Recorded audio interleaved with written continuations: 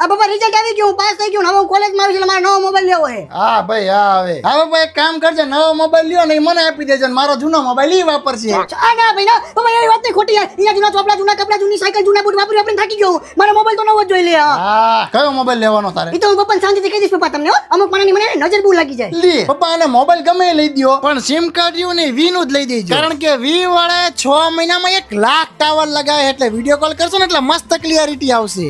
1 lakh tower અને ભાઈની વાહે એક અહીંયા કોઈ ઊભું છે ને ખબર પડી જાય. હા તો સિમ કાર્ડ અને વી નું લઈ દઈશું. તું મારી ક્યાં પંચાયત કરે? તું રાતે મળ્યો હતી કોની જોડે વાત કરે?